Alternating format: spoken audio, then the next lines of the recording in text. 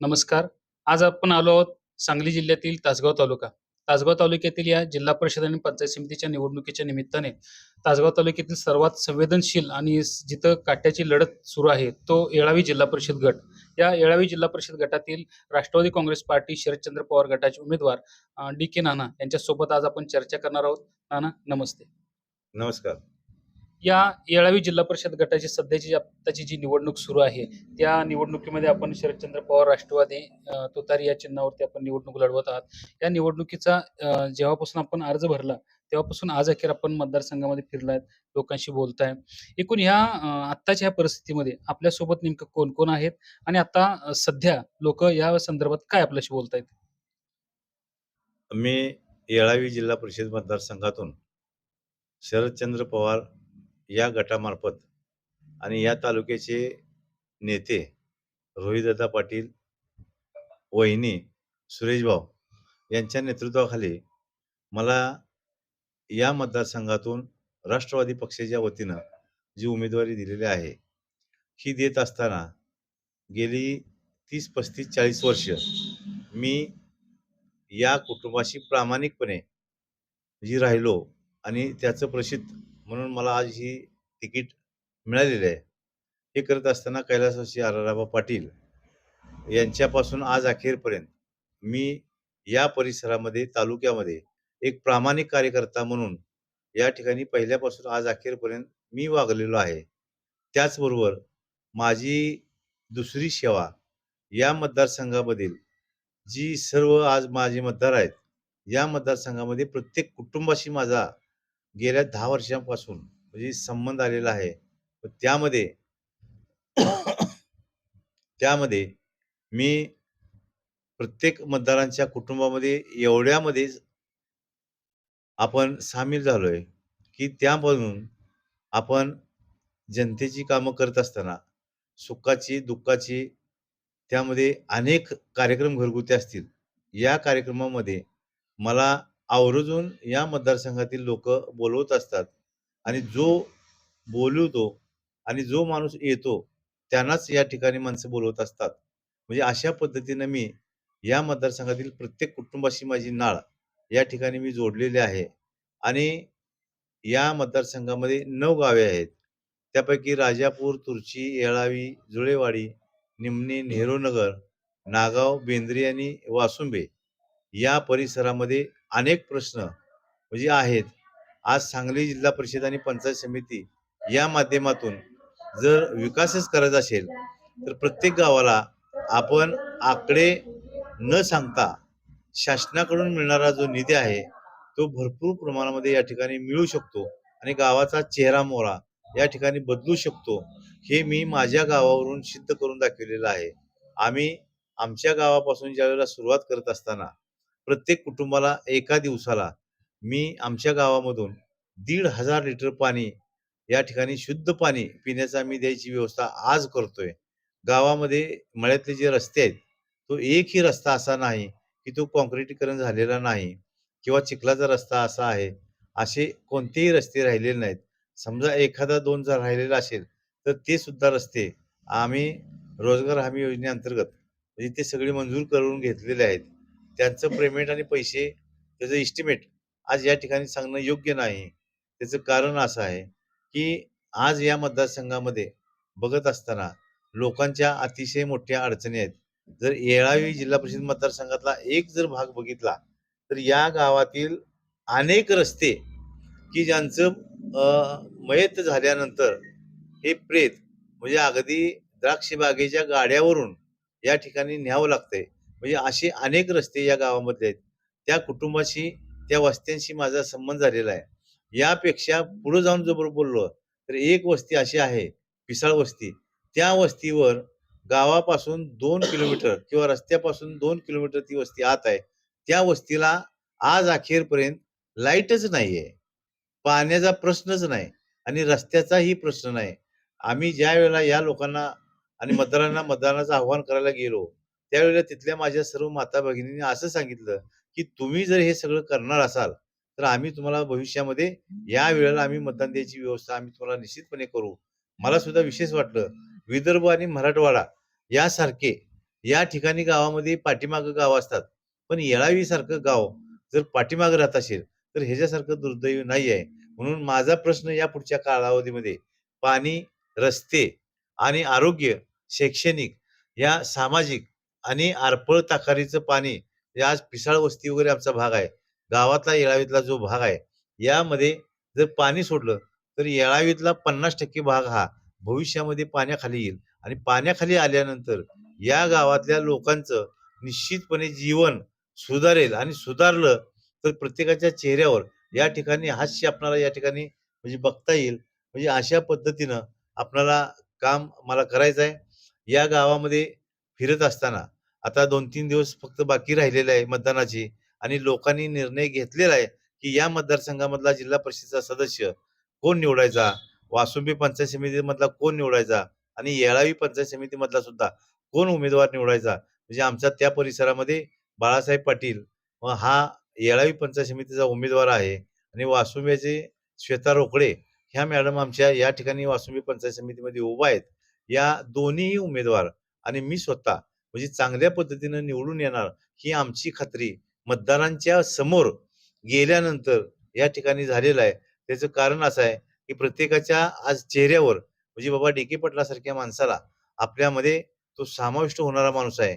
जाता-जाता आपल्याला हाक मारली, तर तो उपलब्ध होणारा माणूस आहे आणि आपल्या गावाची कामं हा माणूस करू शकतो.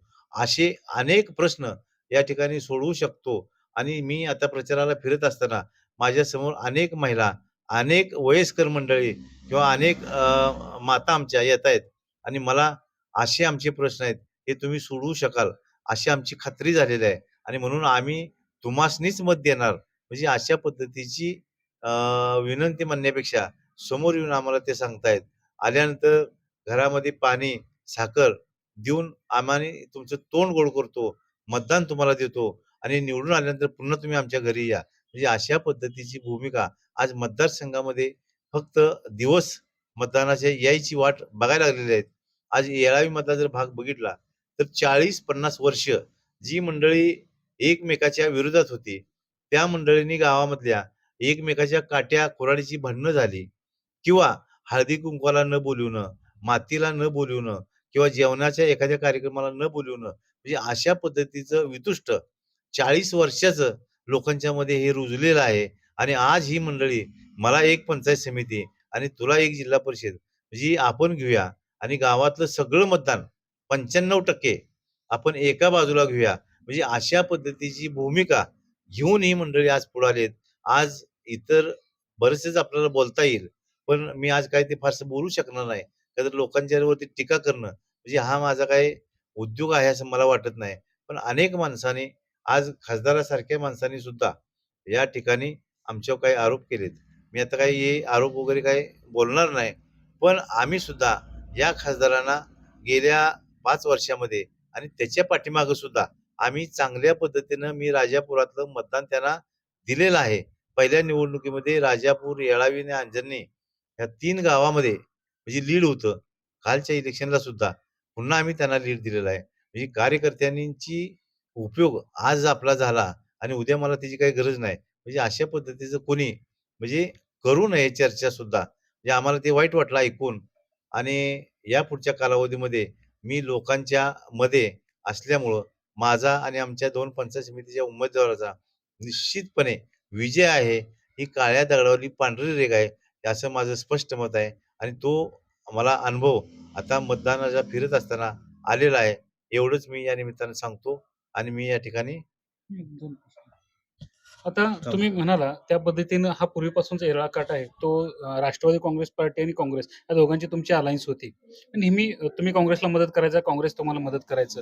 याच पंचवार्षिक निवडणुकीला तुमची नॅचरली म्हणजे नैसर्गिक अलायन्स होती ती संपलेली आहे आणि इथं तुतारी म्हणजे राष्ट्रवादी काँग्रेस पार्टी, शरदचंद्र पवार गट आणि काँग्रेस हे दोघे समोरासमोर उभे आहेत. आता तुम्ही म्हटला त्या पद्धतीने खासदारही त्यांच्यासोबत आहेत, तुमची पार्टी तुमच्यासोबत आहे आणि येळावी जिल्हा परिषद गटातलं सर्वात मोठं गाव हे येळावी आहे. त्या तुलनेत तुमचं राजापूर हे गाव संख्येनं कमी आहे. त्यामुळं इथं जर तुम्ही म्हटला तसं आपलाच जिल्हा परिषद सदस्यांना आपलाच पंचायत सदस्य असा जर विषय झाला आणि काँग्रेसची मतं जर त्यांच्या बाजूने गेली, तर या संदर्भात आपण नेमकं काय भूमिका घेणार आहे? नाही भूमिका घ्यायचा प्रश्नच नाही आहे. आपल्या गावामध्ये येळावीमध्ये किती मतदान आहे? हं. आणि इतर गावामध्ये राहिलेल्या 8 गावामध्ये किती मतदान आहे, यापेक्षा आता लोकांनी ठरवलेलं आहे 9च्या 9 गावामधलं. येळावीचं उत्तर मी आज काही सांगणार नाही. पण इलेक्शन झाल्यानंतर मतपेटीच्याद्वारे आपणाला हा सगळा निकाल या ठिकाणी बघायला मिळेल आणि उद्रेक आहे.